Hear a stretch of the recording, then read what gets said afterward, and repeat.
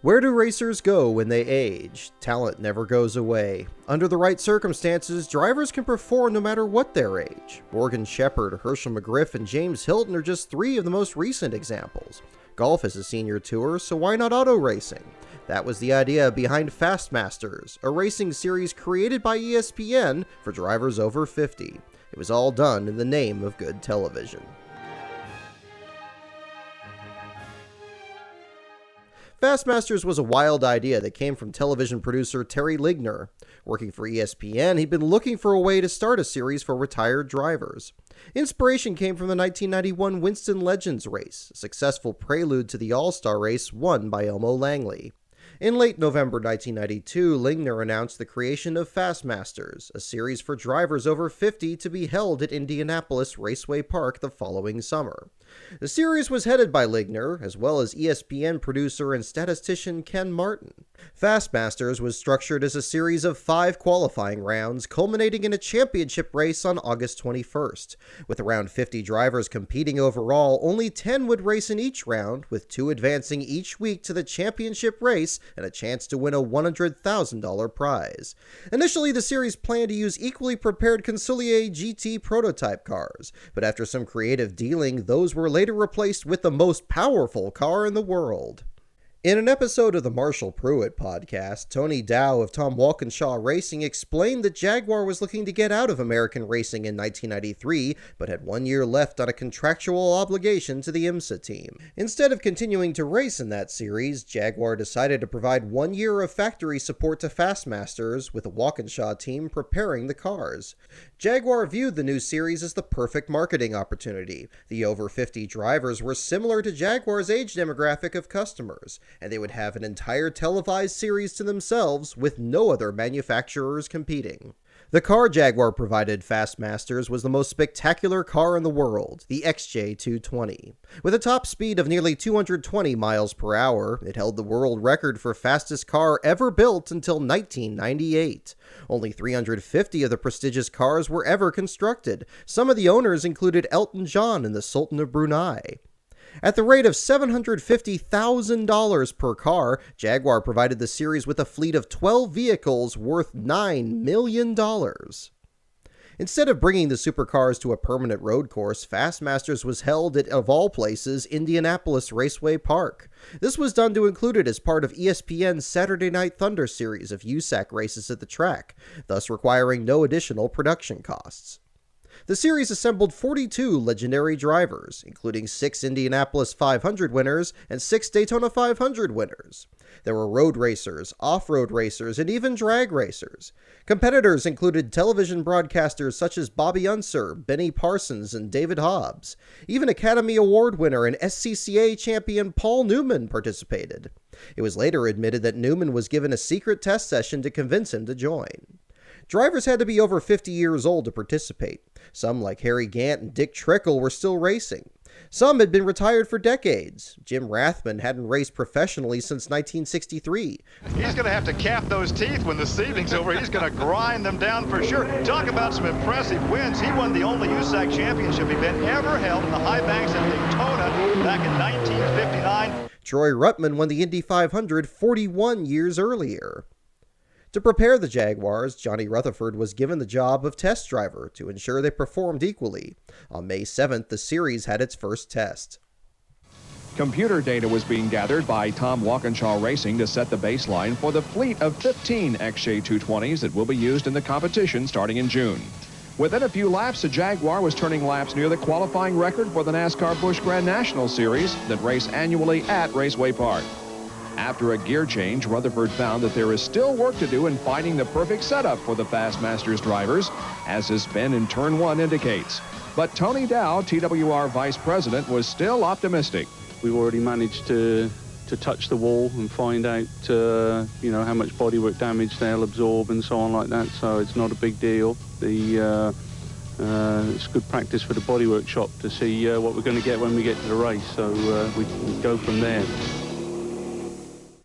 After the crash, Rutherford was replaced as test driver by Scott Pruitt, someone more familiar with performance sports cars. The initial crash would be a precursor to the financial damage this series would do.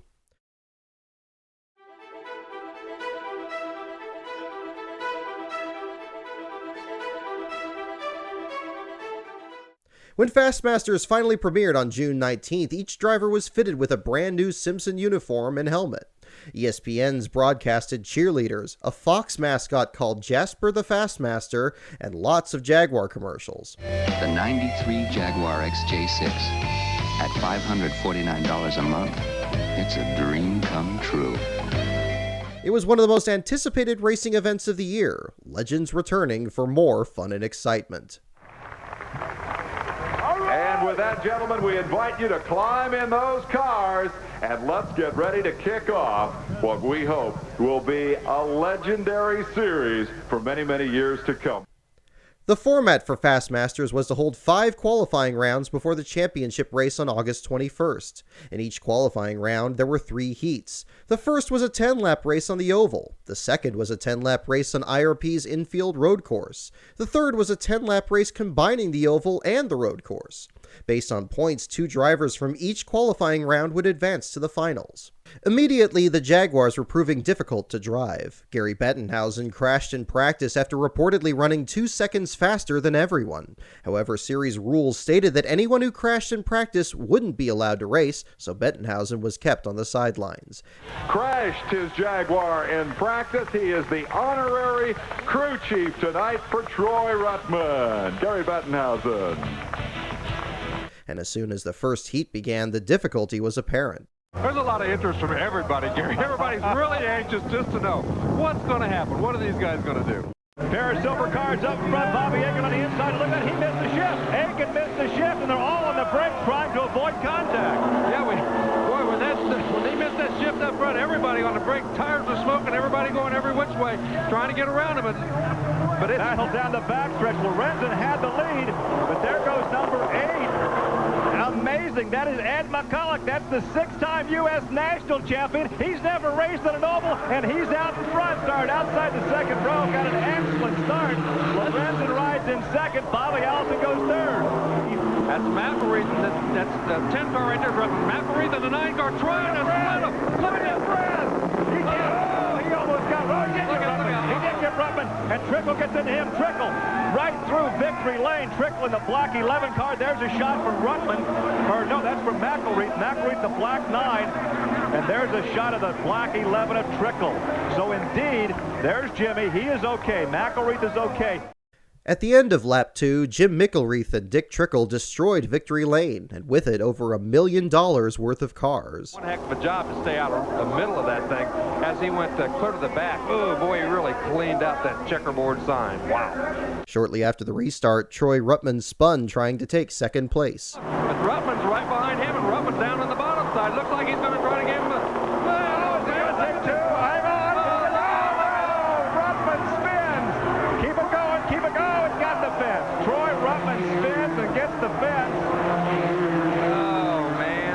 Did you ever think back when you first started driving race cars that one day you'd crash a $750,000 race car? Never in my life. I feel bad about it, but what do they run? Because the boys from Jaguar had that car flying, and you know, I think we could have done real good. We had a little unfortunate thing happen, and I'm really sorry. And I really want to thank Fast Masters for inviting me, and it was a big thrill, and I want to thank you for interviewing me, and I'm sorry it happened. It's a darn shame. Drag racer Ed the Ace McCulloch won Heat 1, but the highlight of the evening was the stunning comeback of Bobby Allison. On the 5th anniversary of his career-ending crash at Pocono in 1988, Allison returned to racing. Back in racing tonight, ladies and gentlemen, Bobby Allison. In front of his proud son Davey, Bobby looked as strong as ever. Look at that smile. Oh, you gotta love it. You gotta be happy for the entire outfit. Oh, there's Judy. A big kiss from wife Judy. How did it feel to get back out on the racetrack? That really feels so good. I'm telling you, and what a neat car. You know, I got to really compliment the cars. The Jaguar is really a neat piece, and the effort just really is great. David, did you have a great time? What did you think of the dad? How did he do? I thought he did great. Would you like to get behind the wheel of one of these in, say, 20 or 30 years? Well, I've got 18 years before I can qualify for it, so I think I'll stick to the Winston Cup cars for now. Because of the damage in Heat 1 and schedule delays, the third heat of the night was canceled. The second heat was run mostly on the road course, with a starting lineup and invert of the first race. After running one lap on the oval, the cars turned off into the road course portion for more excitement. Oh, no! Somebody gets rear-ended. That was Allison that got rear-ended. Allison continues on. He's in the dark green number 3 car. There's the infield section. They take that right-hander, shift up to second. Off that corner, a tight left-hander onto turn 2 now. At this point, AKIN would go to our champion. Oh, look at that! Oh, he couldn't make it. Greer almost got nailed by AKIN. Here's I've been never quite enough. Oh, hang on, Ed, hang on. Don't lose it all right now. Boy, oh boy. Caution fell with 4 to go when Dick Greer spun from the lead. With 3 laps to go, Ed McCulloch passed Bob Akin to take his second win of the night. Despite being the highlight of the evening, Bobby Allison finished 3rd in both heats and barely missed advancing to the finals, losing a tiebreaker to Akin.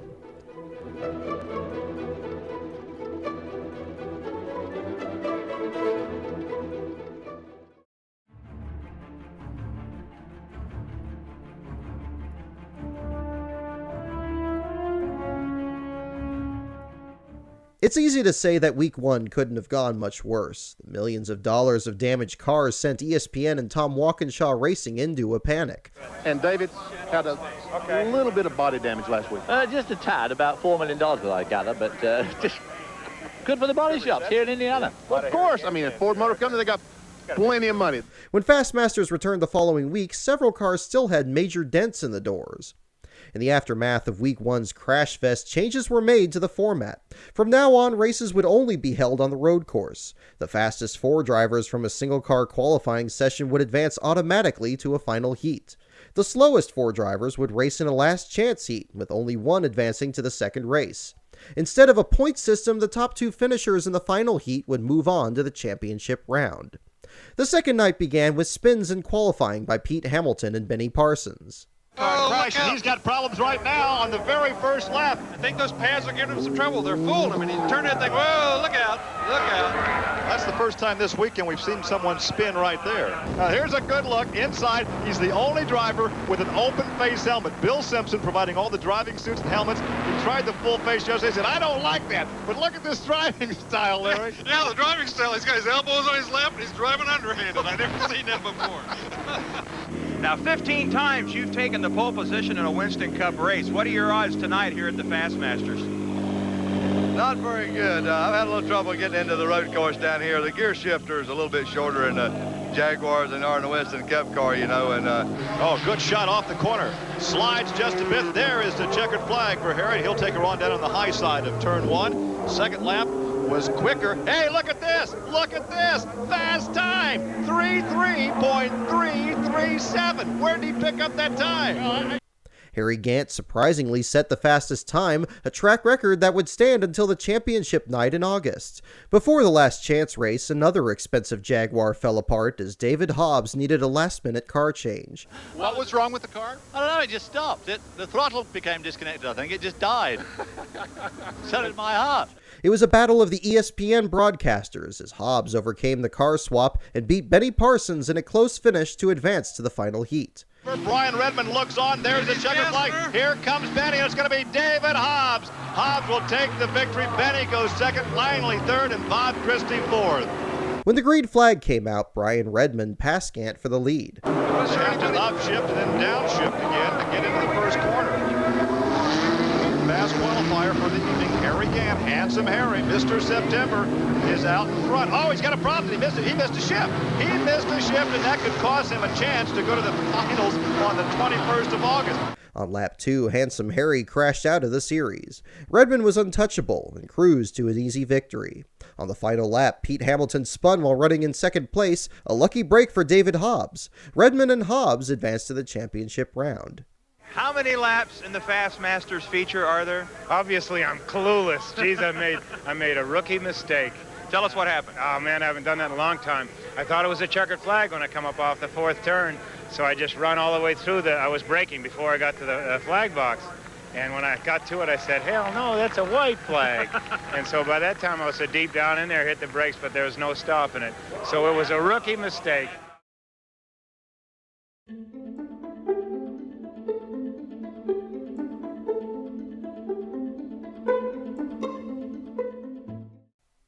After a week off, Fast Masters returned on July 10th. Brief off-road moments from Roger Ward and Lenny Pond in qualifying were the biggest highlights in a session which saw 59-year-old Parnelli Jones post the fastest time. Whoops, he's got the tires smoking there. Is he going to make it? No, he didn't make it at all.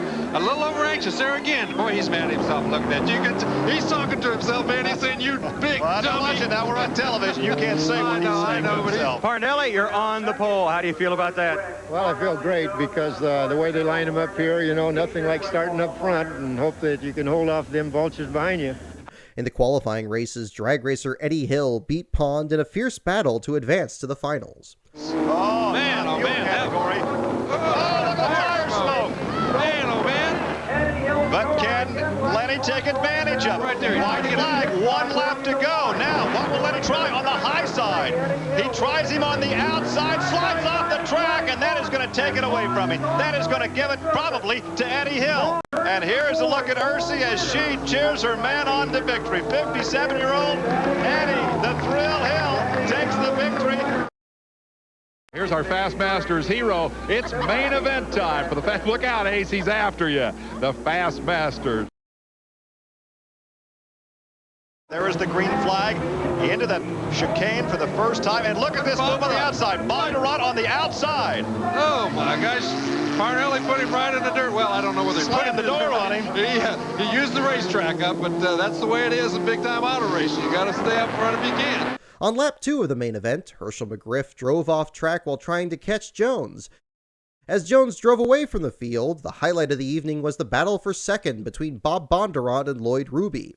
After several laps of nose-to-tail racing, the fight came down to the final turn. Here he goes. There he's going to go. Is he going to do it? Is he going to make it? Into 4.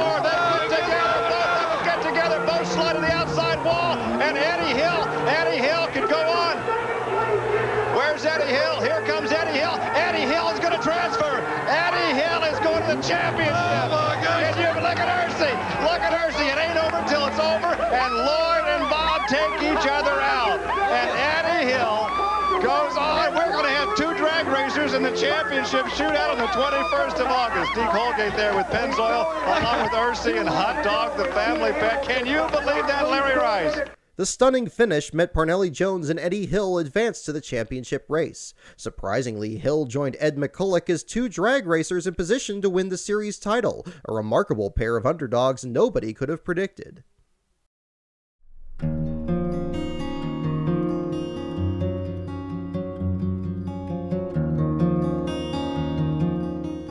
Round 4 of Fast Masters was overshadowed by tragedy. Just 4 days earlier, Davey Allison succumbed to injuries sustained in a helicopter crash. Memories of Davey's joy at Round 1 filled the evening with somber remembrance. There is so much to remember about Davey Allison, but we will never forget that smile on that night. On a more joyous note, Round 4 saw Paul Newman compete. In qualifying, the 68-year-old posted the 3rd fastest speed, automatically qualifying him for the finals. A spin by David Pearson delayed qualifying, but on his second attempt, the Silver Fox posted the 2nd fastest time.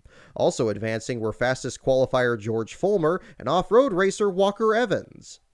In the last chance race, trouble in Turn 1 took Jody Ridley out of contention right at the start. Oh, Ridley's in trouble already. Well, so much for that equation. Yeah, he 5-time Le Mans winner Derek Bell advanced easily. When the finals began, Fulmer and Pearson pulled away. Because I'm sure Fulmer's going to try not to make any mistakes, and the rest of the guys are going to try very hard to do exactly the same. All going over the speed bump there. Yeah, he seems to be getting through 3 and 4 very smoothly. He's not having much trouble getting through there. He's not working the wheel very much, but Pearson is really getting through there pretty good, too. Uh-oh, Newman's off. Newman had a problem. We heard some reaction from the fans as we were watching up in front. Newman, who was riding in 3rd. This is an advantage. He has stopped down in the infield. His evening is over. Halfway through the event, Newman spun and finished last. The race finished without further incident, with Fulmer and Pearson advancing to the championship round. The runner-up and the winner, the qualifiers for the final round of the Fast Masters Championship.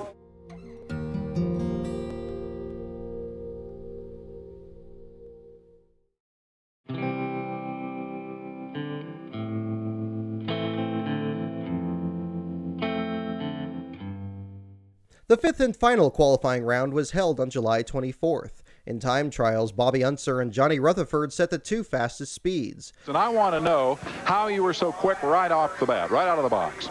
Well, you got to figure out how to cheat the rev limiter. That helps to begin with. Johnny helped me do that, you know. There and was running the race. He got upside down, slid her, flipped that thing down one wheel. Talking about flipping. Well, the first lap will have to be the official time of 3:4:3:09. In race 1, veteran road racer Gene Felton advanced to the finals easily. A last-lap lockup by Bill Simpson entering turn 1 was the only incident. Here comes Simpson. Simpson smoked the tires, and he is going to lose a position to Ziggy. Well, this could be the classic battle of the Fast Masters Championship thus far, as these two greats of the IndyCar wars come here to battle in the XJ220 Jag. Green flag, let's see what happens. Bobby Yu has the lead in the first corner. I think Felton made a move and got around Dick Simon back there in the back of the pack, though, so they're racing already before they ever got to the first corner. In the last event before the championship round, the Fast Masters put on a show. While Unser ran away with the victory, it was a fierce battle for the final transfer spot between Johnny Rutherford and Gene Felton. Only 2 will advance. JR made a little bit of a bobble right there getting into that thing. That allowed Felton to close right up on the there may have been contact right there. Look out, it's Felton on the inside, more contact. And Felton spins. Well, keeps it going, and there goes Guy Edwards to 3rd position. A cloud of smoke, the contact, that's what we also anticipated this evening. I tell you what, Gene Felton did what every race car driver in the world would have done right there. There aren't many chances. He had a chance. He stuck his nose in there. He gave it everything he had, and JR just came out a little luckier that time. So JR goes to 2nd, and those 2 will transfer, representing the IndyCar set, both of them with 3 Indianapolis championships. The 3-time Indy winners, Unser and Rutherford, were the final 2 drivers to qualify for the finals. The championship field was set. There were 4 road racers, 3 IndyCar drivers, 2 drag racers, and David Pearson was the lone stock car racer in the field. Despite all the expensive chaos throughout the summer, Fast Masters achieved the attention and respect the series was looking for. Fans got to see the retired icons perform at a high level. As part of ESPN's Saturday Night Thunder program, television viewers saw a mix of legendary drivers racing on the same night as future stars. It was fantastic TV. A practice session was held the night before the championship race. Based on those speeds, George FOLLMER, Parnelli Jones, and Bobby Unser were predicted to be the favorites to win. Drag racers Eddie Hill and Ed McCulloch missed the session as they competed in Brainerd, Minnesota. Hours before the final race, a charity auction was held that sold helmets and uniforms worn by the drivers. For the final race, single-car qualifying was followed by 2 8-lap heat races, one for cars qualified in odd-numbered positions and one for those qualified in even positions. The 12-lap championship race would only have 6 starters, meaning 2 would be eliminated from each race. In qualifying, George FOLLMER and Bobby Unser posted the fastest speeds. In fact, he goes faster on the 2nd lap, the quickest ever in qualifying this summer, 3:3.233. That's a new track record. And looky here, Bobby Yu. He's sawing on that steering wheel. Look at the concentration for Bobby Unser out of Albuquerque, New Mexico. Oh, look at this, a 3:3.284. So he goes fast in the 2nd lap, and he is 2nd fast tonight. He's not going to be very happy with his first lap around the racetrack. He didn't look like, oh, look out, he's not going to be very happy with that either. Oh, man, he kept that thing off the fence. What a save. What a job of driving that race car. I know he's going to be upset with himself, but that's the first time I've seen one of those things that far out of whack and didn't get in the fence. David Pearson, I saw you coming off turn 4. You had the thing completely sideways and saved it. Yeah, and I guess I was just trying a little bit too hard because I felt like it, that's through there is where I had to beat the guys at, because these IndyCar guys are used to rear engine cars and, and are used to running through like that on the road courses and things, but I just tried too hard. One of the storylines ESPN followed was the underdog drag racers. The broadcast went live to Brainerd, Minnesota, where the NHRA teams cheered for their Fast Masters. Look at the racers on hand to watch. We've got a row of guys lined up here who have a vested interest in it. George FOLLMER quick at 3:3.233. Then it's Bobby Yu, Parnelli, Bryan, and Bob Akin. There's your top 5 in qualifying. Once again, these guys will have to qualify in the top 3 or finish the top 3, and they will then transfer on to their 12-lap main event. Yeah, and we're racing a single file start for the qualifiers, a side-by-side start for the feature. And of course, FOLLMER out in front in car number 7. Jones rides in second. A multi-car lockup with 5 laps to go hurt Ed McCulloch the worst. With 2 laps to go, David Pearson passed Bob AKIN in a daring move to grab the final transfer spot. George FOLLMER beat PARNELLI, Jones, and Pearson to set the inside row for the championship race. AKIN and McCulloch were eliminated. Bobby Unser led the field in the second heat. With 3 laps to go, Johnny Rutherford spun trying to catch David Hobbs for the final transfer spot. Unser won easily, leading Brian Redman and David Hobbs to the final. Eddie Hill and Johnny Rutherford were eliminated. 42 original Fast Masters have been trimmed to only 6. After months of anticipation, the $100,000 prize was now in sight. $100 grand to win, 25 per second. The difference is worth rubbing paint for. Third is 10 grand. Fourth through 10th will pick up $5,000. The total on the line, $327,500 in this Fast Masters Championship Series. We have narrowed a 42 driver field down to the 6 who will now go for the big prize money. They accelerate off the corner, but not too much. A tight left-hander. There's the green flag. 12 laps. The winner takes home $100,000. Look at this. Side by side. FOLLMER gave him enough. No, he didn't. He got into the dirt, but FOLLMER gave him enough room, and Bobby took it. That's exactly what we thought might happen. If Bobby got in there and he didn't force him into the dirt, it was really going to be tough for FOLLMER to get the lead, and that's exactly the way it happened. With 5 laps complete, a caution was thrown when someone knocked a cone onto the track. The first restart was waved off when Unser went early. Once the green did come out, Unser continued to lead FOLLMER while PARNELLI Jones battled handling problems. The caution came out again on lap 8 when someone hit a tire in turn 1. The restart was waved off again when Unser brake-checked FOLLMER to create a gap. Bobby's going to be, it's going to be interesting to see what he's got to say about that. I mean, he's using all the tricks. I mean, he learned these tricks over 25 or 30 years. You know, he's going to use them all up in one night, and they keep making him start all over again. On the second attempt at a restart, aggression came out. Good shot. Brake light go on there. What do we got going here? Oh. Wait a minute, that's not going to work. We're passing under the yellow. Oh my gosh, you think they're Look at this restart. Look at this. Why? Oh my gosh. We're in the wall. That was PARNELLI. Oh my. Let's go back and take a look at that video again. I'm not sure what kind of a start you call that. Obviously the green didn't come out, but that took care of PARNELLI. David Hobbs later said he anticipated a fast restart like the last 2, but unlike before, Unser held the field to a slow speed. The field was bunched up, and the crash eliminated FOLLMER and Jones from the series. Later x-rays found Jones had suffered a cracked rib. With only 4 cars and 4 laps remaining, Unser drove away from David Pearson to claim the inaugural Fast Masters Championship and the cash that went with it. Popular victory from the grandstand as the checkered flag is out for Bobby U, and he's going to drive that XJ220 to victory lane and pick up $100,000. Pearson will go back with $25,000. Not too bad a payday, though. I'm sure he'd be happy with that. As the Fast Masters Championship is over, and the man who has won it is Bobby Unser. Bobby, congratulations. Well, thank you. I really feel extra good. I'm really happy. Let me ask you about all those restarts. I don't know every trick that you know on restarts, but I've seen you use a lot of them, and I thought maybe you were going to run out of them before we finally got that last 4 laps in. What were you thinking when they got all those shots at you?